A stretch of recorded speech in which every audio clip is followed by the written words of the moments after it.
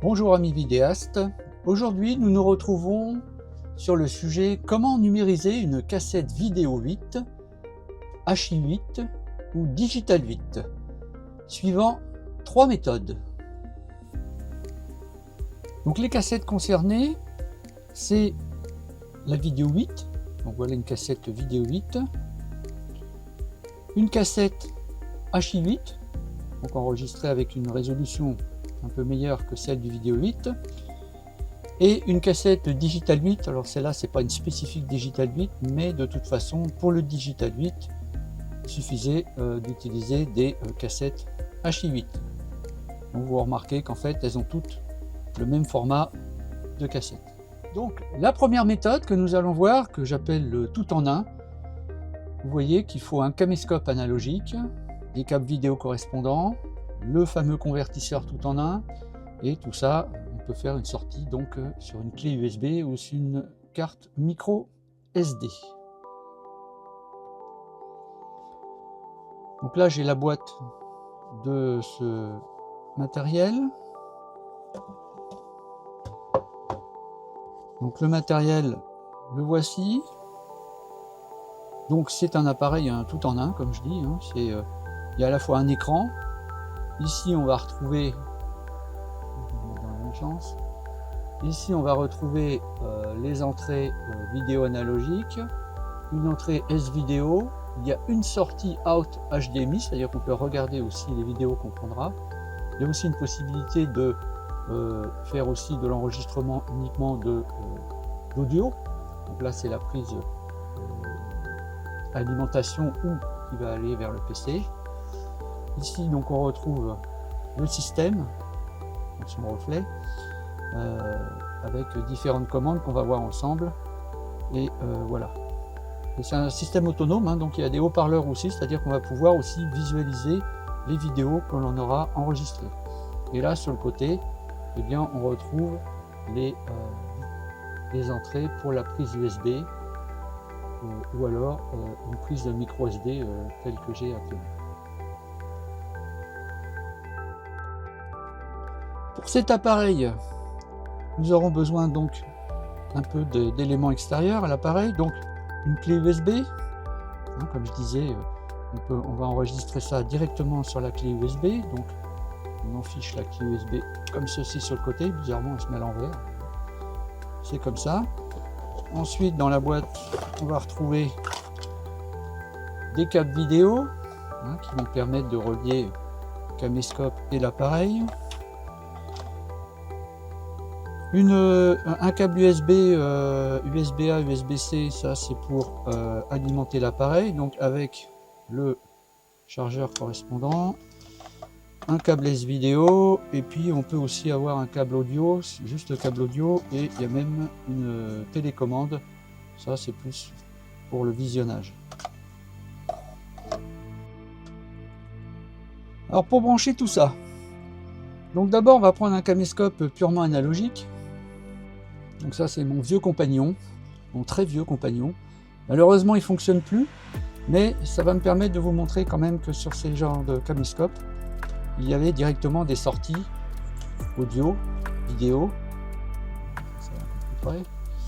Donc voilà, sur le côté on retrouvait donc bien les sorties analogiques, directement audio-vidéo.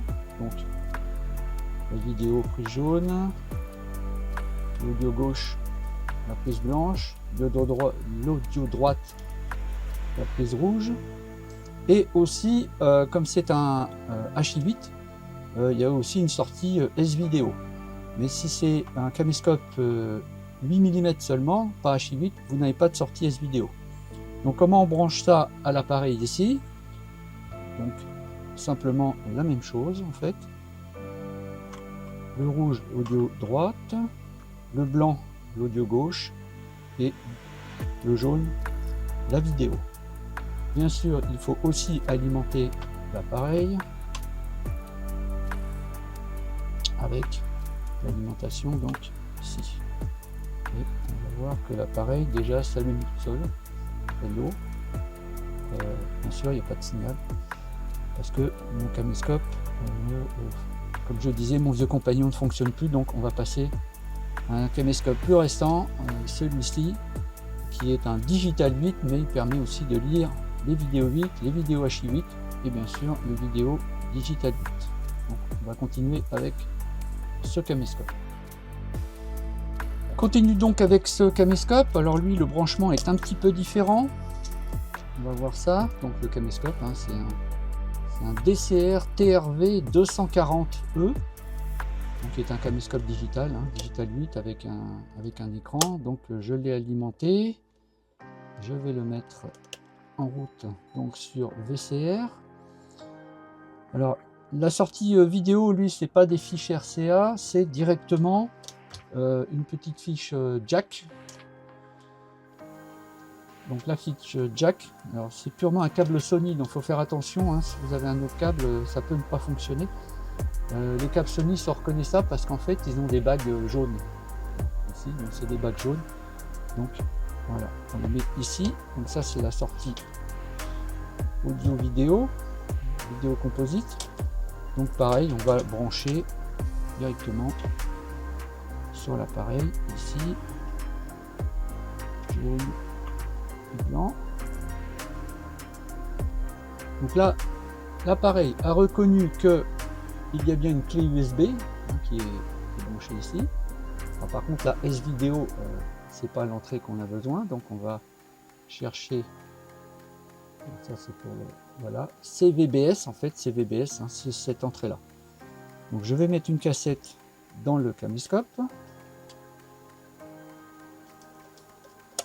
Alors je vais commencer par une vidéo 8 hein, normale. Vidéo 8.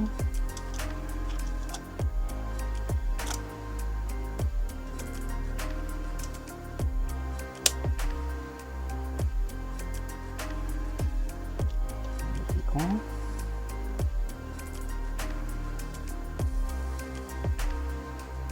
Voilà, ça n'indique pas de signal, c'est normal. En route. Voilà. Là, on voit que l'écran déjà devient bleu. Voilà, là c'est parce que le caméscope a switché en vidéo 8 mm. Voilà. On descend un peu le son. Donc on voit que là, ce qu'il y a, bon bien sûr, ce qui passe actuellement sur le caméscope, on le retrouve ici. Alors là, le format est un peu bizarre, donc là il faut aller dans les réglages.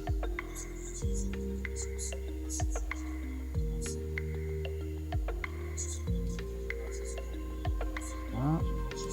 On va aller dans les réglages. Ok, dans les paramètres. Donc là c'est bien l'entrée. On peut upscaler légèrement la résolution, mais c'est pour ça qu'elle est déformée. Du coup, on va plutôt se mettre en automatique. Voilà. On garde le reste comme c'est. Voilà. Et on revient à l'image. Donc là l'image est un peu moins croppée. Et après, pour cet appareil, il suffit de lancer Rec Stop. Là. On lance. On voit qu'ici, ça commence à enregistrer. Je pense que je vais vous montrer ça plus facilement ici. Vous voyez qu'on voit que ici, ça commence ça enregistre avec la durée. Donc, tant qu'on n'appuie pas sur Rec Stop, ça continue à enregistrer. Il est bien signalé aussi que c'est un enregistrement en PAL, hein, parce que de toute façon tous les caméscopes 8 mm H8, c'est du PAL, format européen.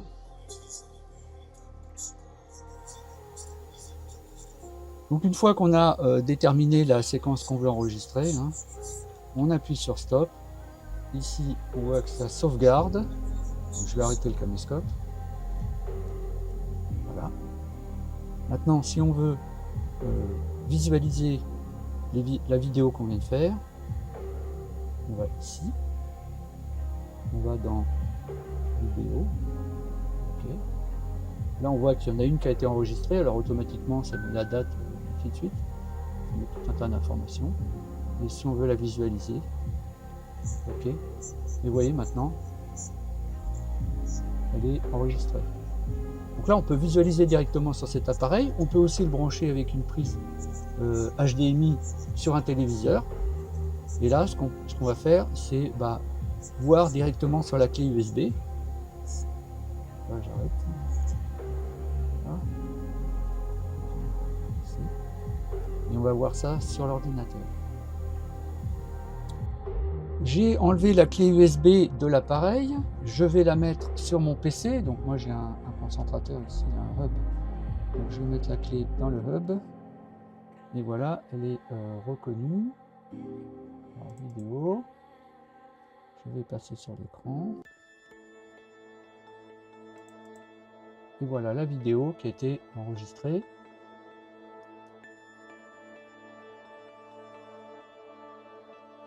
Alors, bien sûr, si on l'agrandit à mort, ça déforme totalement parce que la résolution quand même d'origine est beaucoup plus faible que la résolution de mon écran. Hein, c'est un écran 4K. C'est sûr que là, ça fait des gros pixels.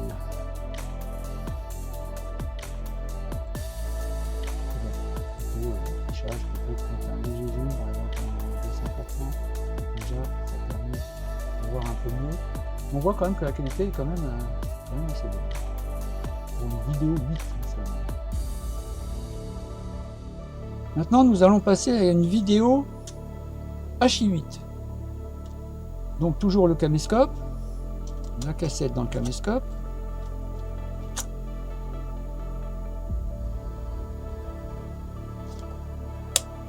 Voilà. Et comme là c'est une vidéo H8, on va profiter d'une résolution un peu meilleure. Enfin, c'est surtout la chrominance et la luminance qui sont séparées, donc les couleurs bavent moins entre elles. Donc là, on va utiliser la prise S-Vidéo ici, et donc le câble S-Vidéo aussi. Donc là, attention au branchement, c'est assez fragile, donc il faut bien faire attention à bien enfoncer les prises. Et donc sur notre appareil, ici, on va rentrer cette fiche S-Vidéo, ici aussi, voilà, dans la partie S-Vidéo in, et ne pas oublier d'enlever la fiche jaune, hein. Et bien sûr, on conserve l'audio droite-gauche, hein, de ce câble-là. Là, ici, je vais lancer le caméscope. L'écran pour montrer. Voilà. Là, ici, ça m'indique pas de signal. Alors, le caméscope d'abord a switché. Voilà, pas de signal parce que je suis pas sur la bonne entrée. Donc, je switch S-Vidéo. Maintenant, je suis bien en S-Vidéo, PAL. Donc, pareil qu'avec le vidéo 8, sauf que là, la qualité est un peu meilleure. Enregistrement, c'est parti. Pour quelques secondes. Donc là, c'était les notes. Voilà. On va arrêter. Voilà, j'ai arrêté l'enregistrement. J'arrête le caméscope aussi. On va aller voir cet enregistrement, ce que ça a donné. Hop là. On met sur vidéo. Ici. Donc là, on voit bien que j'ai deux enregistrements maintenant.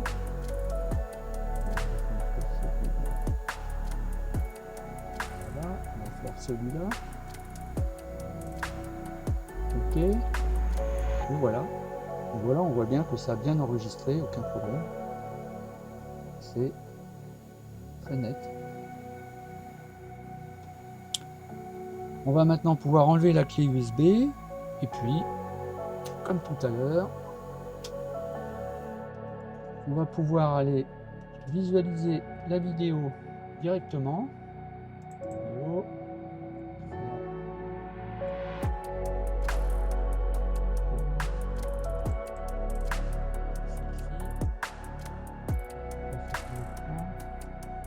Affichage, on va zoomer un peu, 100%. Voilà. Charger au bout. Revenir un peu. Voilà à peu près ce que ça donne. Pour une cassette enregistrée en vidéo Digital 8, bon c'est la même chose, hein, on ressort la cassette, c'est la cassette H8, on va mettre à la place une cassette qui est enregistrée en Digital 8.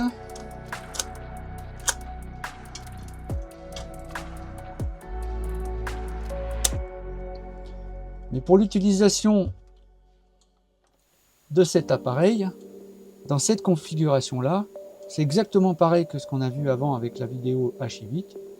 On se sert de la prise S-Vidéo pour avoir une meilleure image. Si je lance Play, on va bien voir que l'image apparaît tout de suite. Parce que là, maintenant, c'est du digital. Et l'enregistrement se fait exactement pareil. Deuxième méthode. Là, on va utiliser un appareil avec une sortie USB. Alors toujours par rapport avec un caméscope analogique, câble vidéo audio qui va entre le caméscope et le fameux convertisseur. On va en voir 3 types différents.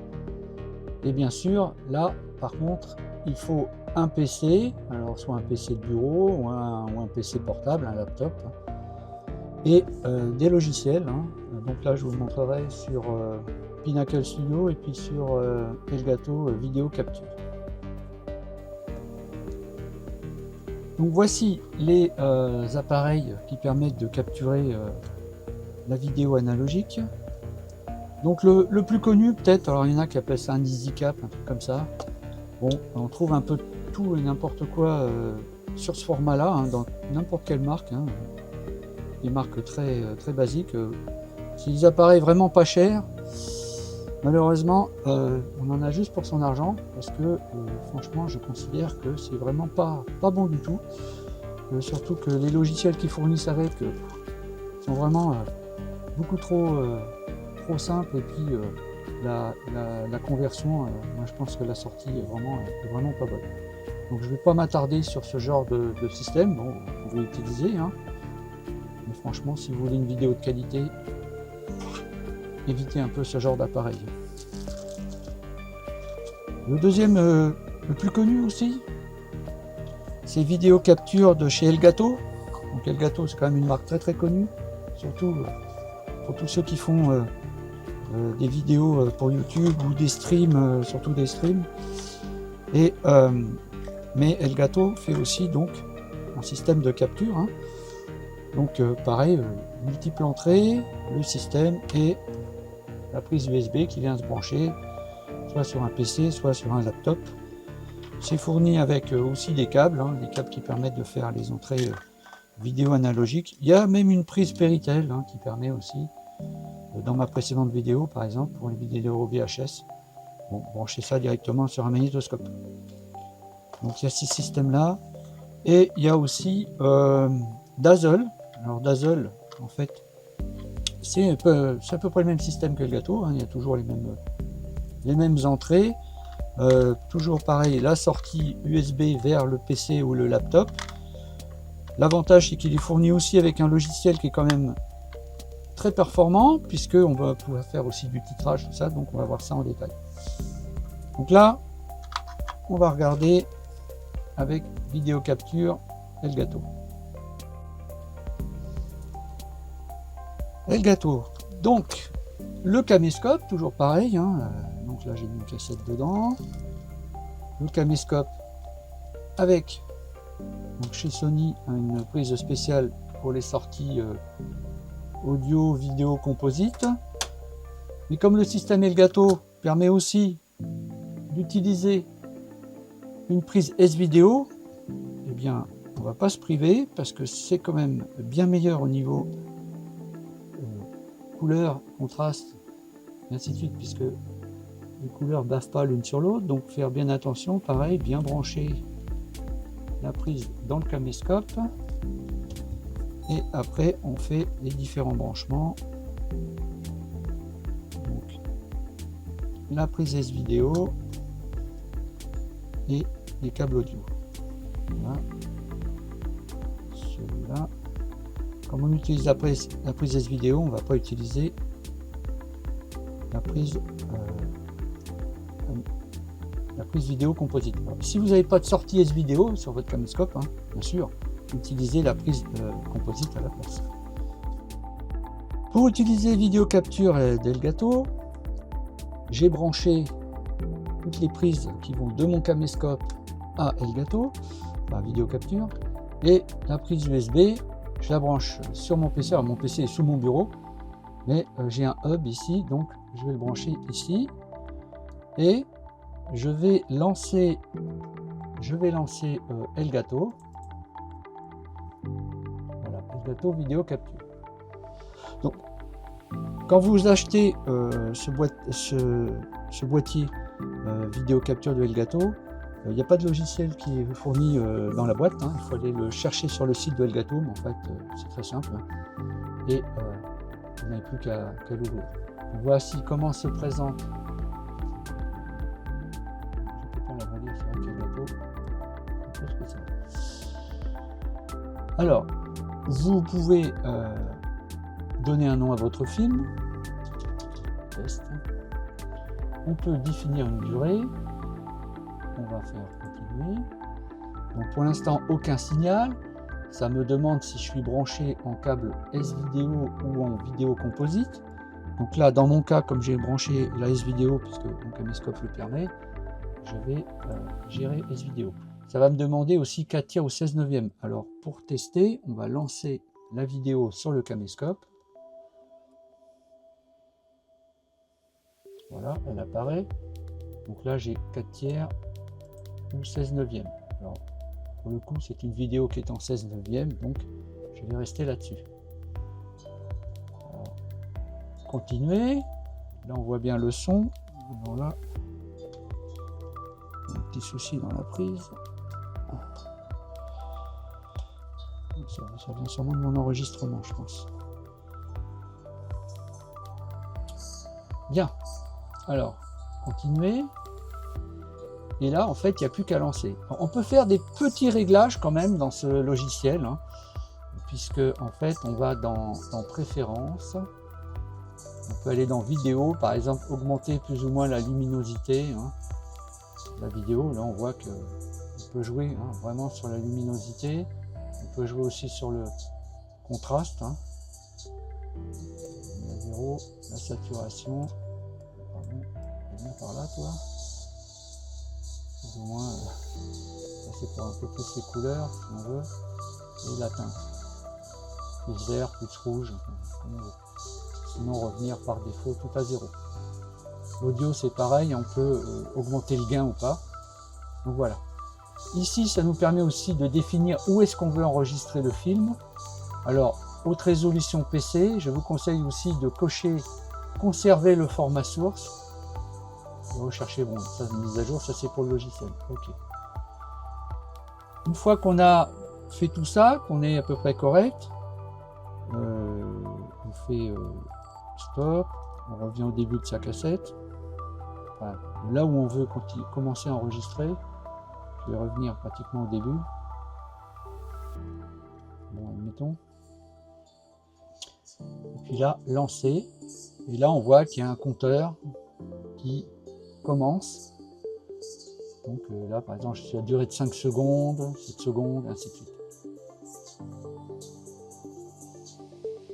Ça, c'est une vidéo promotionnelle que j'ai fait à partir d'images de promotion pour des téléviseurs. Donc j'arrête l'enregistrement. Donc là, ça me dit, alors je vais arrêter aussi le caméscope. Stop.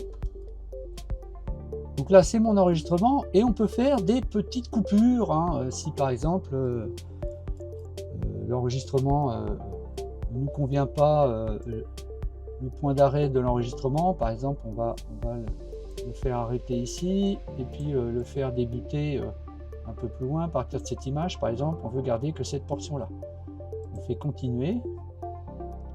Bon là, le traitement du film s'est fait hyper rapidement parce que j'ai que quelques secondes de film et on peut voir le résultat ici directement.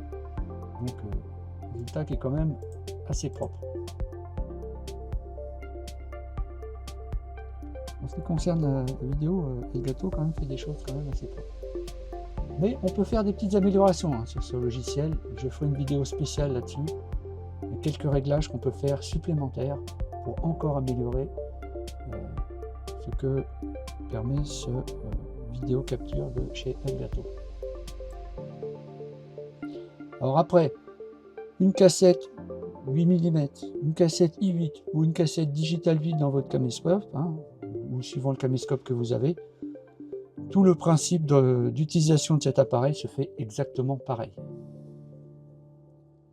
Toujours dans l'utilisation, donc suivant cette deuxième méthode, d'un appareil avec une sortie USB, nous allons maintenant voir Dazzle. Dazzle, ça se présente comme ça. Une espèce d'appareil en forme de virgule, de goutte, goutte d'eau. Les branchements, donc on va faire les mêmes branchements, donc le caméscope. Celui-ci ayant une sortie S-Vidéo, j'en profite pour une meilleure image. Donc la S-Vidéo branchée ici et audio gauche, audio droite. Alors, si votre caméscope n'a pas de sortie S-Vidéo, vous utilisez la sortie vidéo composite, la fiche jaune à la place. Et sortie de cet appareil, on va le brancher sur une prise USB. Donc moi, mon PC est sous le bureau et je branche cette prise sur mon concentrateur USB. Donc ce dispositif Dazzle utilise donc un logiciel de chez Pinnacle Studio. Alors il est vendu avec, il y a un DVD qui est vendu avec le boîtier, donc c'est un logiciel quand même qui est assez complet. Alors je pense qu'il est vendu avec les versions 22, 23. Bon, moi j'ai une version 26, mais on a à peu près les mêmes fonctions. Donc on va lancer le logiciel Pinnacle Studio. Voilà. Je suis dans Importer. Alors, à partir du moment où j'ai branché notre appareil, on voit qu'il a été automatiquement reconnu Dazzle Vidéo Capture. Et c'est ici qu'on va pouvoir voir. Alors il y a pas mal de réglages et c'est assez bien parce que ça permet de faire des réglages de luminosité, de contraste, ainsi de suite. On peut donc modifier pas mal de choses. Le format 4 tiers 16 neuvième, on va se mettre en 16 neuvième puisque j'ai la même vidéo que précédemment. PAL, NTSC ou SECAM, on a bien tous les standards. Donc là, le vidéo 8, H8, même c'est en PAL.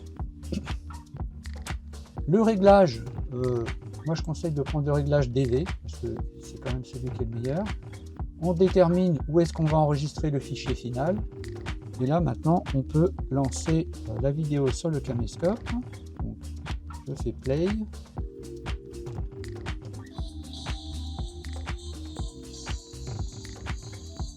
Alors effectivement, quand on est en écran un peu trop grand, effectivement ça déforme l'image, enfin c'est normal. Voilà donc ce que ça donne, et il suffit de lancer, de démarrer la capture, et voilà, notre vidéo va être capturée tout simplement. Donc, je démarre la capture, 3, 2, 1, c'est parti, là, ça commence à importer. Alors c'est des fichiers AVI, donc c'est des fichiers qui sont très peu compressés, mais qui prennent beaucoup de place. Alors après, libre à vous de les modifier ou de les enregistrer en MP4, ce qui est quand même le mieux.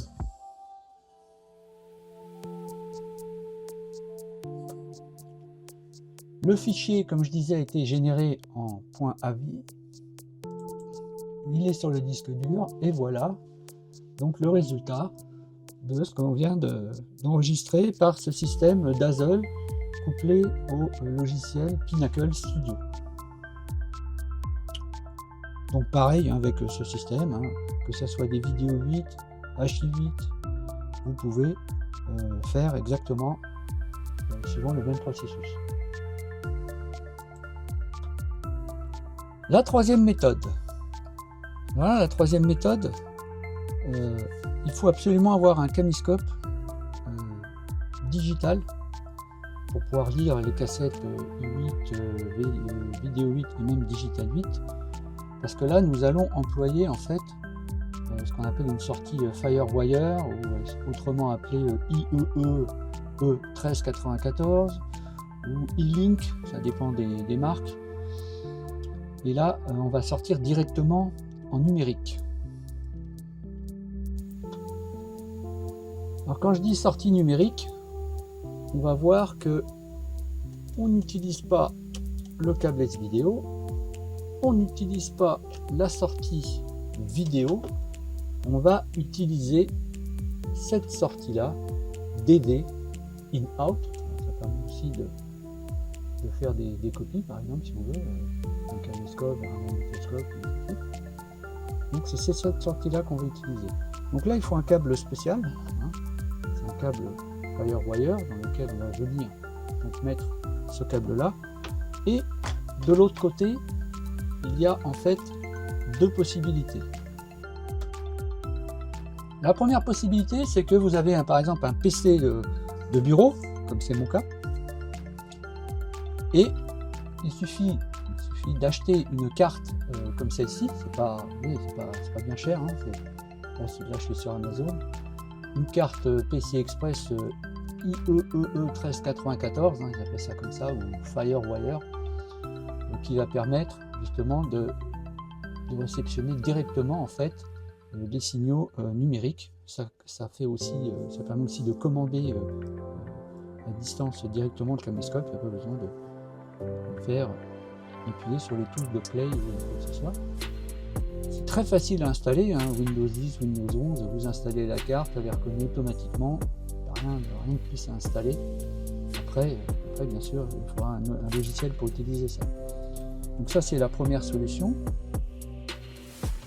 La deuxième solution, c'est d'avoir un laptop, mais alors ancienne génération, celui-là il a plus de 12 ou 13 ans je crois, avec cette fameuse prise aussi IEE 1394, hein, appelée Firewire ou DBIN, enfin, ça dépend des marques, et d'installer le logiciel.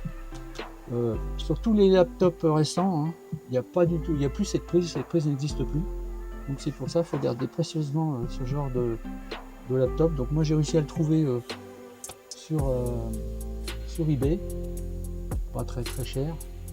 Il n'a pas besoin d'une puissance phénoménale, mais ça marche plutôt bien. Et pour la démonstration, moi je vais utiliser donc mon PC de bureau. Alors, toujours pareil, il est sous mon bureau. Donc là, j'ai la prise Firewire, le câble qui est branché directement sur la carte numérique que je vous ai montré, qui est dans mon PC. Et donc cette carte, cette fiche, je vais venir la brancher sur mon caméscope à l'entrée DV, comme ceci. Alors faites très attention, ces fiches sont très fragiles. J'ai déjà bousillé un caméscope à cause de ça, donc bien la mettre et surtout pas forcer le câble, quoi que ce soit. Donc on n'a plus besoin de ces autres câbles. Voilà, il ne reste plus que le caméscope. Et maintenant, on va utiliser différents logiciels pour aller capturer ces images numériques. Alors des petits logiciels gratuits, il y en a un qui s'appelle WinDV. Il suffit de lancer. WinDV, c'est un exécutable assez simple, hein. Alors dans celui-là, on ne peut pas faire de montage vidéo, rien, c'est uniquement pour charger les images numériques. Donc, alors après vous déterminez ce que vous voulez. Donc là on voit apparaître l'image. Il suffit de lancer capture et c'est tout, et on récupère les fichiers numériques. Alors là, je vais mettre ça dans vidéo. Par exemple. Alors c'est pareil, c'est un fichier AVI. Donc on va l'appeler test 2. Non, allez, méthode 3. Voilà, enregistré. On lance la capture. Donc là on voit que le compteur défile. C'est en train d'être capturé. On peut rien faire de plus. Hein. C'est C'est comme je disais, très basique. C'est uniquement pour transférer les images du caméscope, de la bande vidéo du caméscope, sur directement l'ordinateur. Je vais arrêter la capture. Donc là, voilà. Et puis on va aller voir ce que ça donne en vidéo. Test 3, c'est celui-ci. Voilà. Donc l'image est propre, hein, parce que là on est directement en numérique, hein, digital à digital. Donc c'est vraiment la méthode qui donne la meilleure image. Et voilà. Alors comme je disais, celui-là, WinDV, hein, vous trouverez facilement sur internet. WinDV.exe, c'est un exécutable très simple, très pratique. Un autre petit logiciel aussi qui est gratuit aussi, hein, c'est sclive.exe, Scenalizer Live. Alors lui s'ouvre pratiquement en plein écran. Il a reconnu déjà qu'on avait déjà des images d'un autre caméscope. Alors là, par contre, là, vous avez pas mal de petites commandes qui sont sympas, qui permettent justement de mettre en route le caméscope. Par exemple, si je fais ça, là, le caméscope s'est mis en route. Voilà. Bon, là, on a une petite visualisation, c'est vraiment petit, on ne peut pas l'agrandir, c'est ça qui me gêne un petit peu, mais enfin bon, c'est juste pour la visualisation, hein. Et puis, après, on détermine où est-ce qu'on veut l'enregistrer, on fait capture. Donc là, on l'a déjà fait, je reprends ce qui a été fait tout à l'heure. Je vais quand même l'arrêter ici, celui-là. Voilà. On peut même rembobiner, embobiner, enfin, on peut faire ce qu'on veut avec. Et là, par contre, on peut faire des petites opérations. Alors, ça détecte chaque scène, hein, différente, hein, sur votre cassette vidéo. Et donc, ça vous permet de faire des choix. Vous pouvez en enlever, en raccourcir, intervertir des scènes aussi, on peut faire ça. Et donc, après, enregistrer tout ça. Je ferai une vidéo spécifique pour l'utilisation de ce petit logiciel. Donc celui-là, c'est Scenalizer Scenalizer Live. C'est la version 4. Donc pareil, facile à trouver sur internet. Et toujours dans cette troisième méthode, mais directement en fichier numérique, on peut aussi utiliser, donc moi je réutilise Pinnacle Studio comme je disais tout à l'heure, et là on voit que le périphérique a été automatiquement détecté à partir du moment où on l'a branché la prise Firewire, et là bien sûr on peut pareil, comme c'est directement en prise, on peut jouer sur les commandes, par exemple lancer la vidéo du caméscope. Et là, donc, récupérer toutes les images, définir ce qu'on veut. Alors là, il faut vraiment mettre format DV. Hein. Là, on voit que ça a bien repéré la prise vidéo 1394. Hein.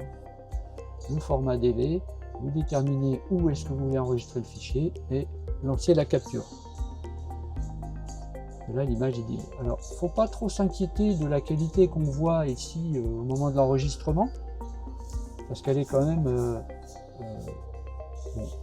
le logiciel essaye d'interpréter toutes les images, mais c'est pour ça que la capture est bien meilleure en termes de netteté, de définition.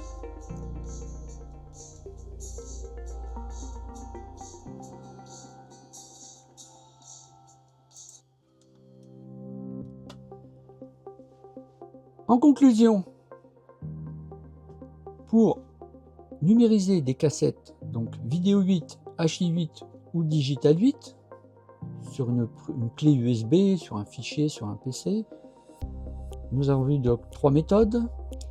Donc la méthode tout en un, donc facilité, c'est vraiment la plus facile, hein, qui ne demande pas de matériel supplémentaire à part ce petit appareil.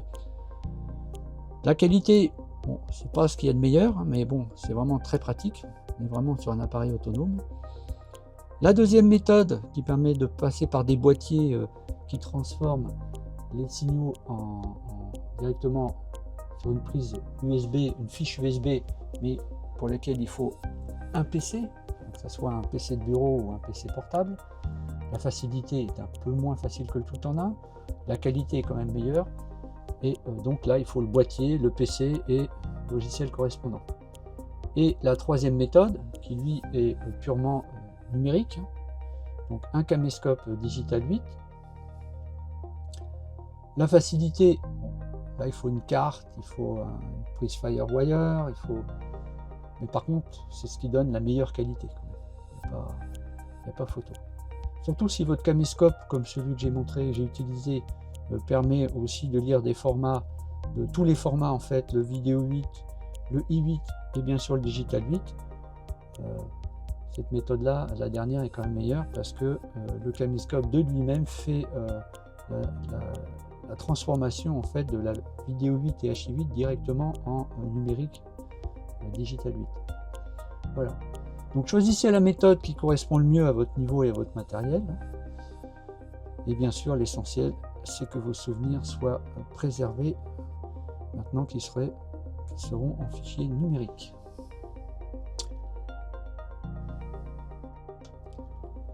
À bientôt, amis vidéastes. N'hésitez pas à laisser des commentaires, des questions.